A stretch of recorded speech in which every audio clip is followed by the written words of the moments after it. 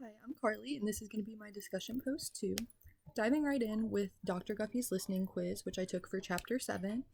I scored a 46 on this quiz, which falls in the above average category as far as listening skills, meaning I do have some room for improvement. Some of the things that I've learned that I need to improve on the most are waiting for the person to finish speaking before forming an opinion and not interrupting people as well. I'm pretty good about not interrupting people when it's like a professional setting, but sometimes when talking with friends, I notice myself jumping ahead, spurting things out while they're still talking, which is definitely something that I've been trying to work on for a while now, but I've gotten a little better at that. Um, One pet peeve of mine when it comes to listening is I am very, very adamant about making eye contact. I very much always try to make eye contact with the speaker, whether it be a teacher in a classroom full of other people or one on one conversation. I always try to make eye contact with the speaker to make sure that they're aware that I'm engaged.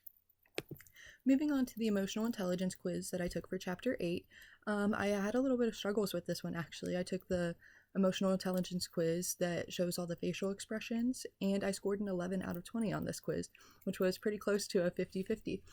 Um, I was noticing that I was able to identify facial features on a certain person better than another person. For instance, with this quiz, when I was identifying one person over and over, I noticed that I was like repeatedly getting their facial expressions right while maybe getting another's repeatedly wrong.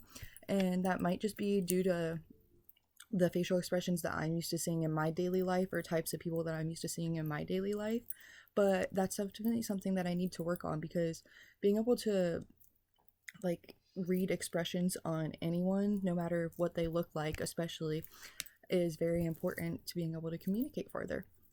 Um, One pet peeve of mine when it comes to like emotional intelligence, um, and like facial expressions, I am very much a expressive person when it comes to my face. I do a lot of movements with my eyebrows and eyeballs, and I think that one thing that bugs me when it comes to like talking to other people is if like I'm not, kind of ties into the eye contact thing again, if they don't seem like attentive to what I'm saying or like kind of look like they're paying attention, like if I'm talking about something important, eye contact or just like a little head nod here and there, anything, like even a little smile, versus like just looking off into the distance, like looking confused, like I don't know, I feel like that's my biggest pet peeve when it comes to emotional um, intelligence. I don't have very many pet peeves about that one, but yeah, I need to improve on reading expressions across different people, groups of people, and yeah, thanks for watching.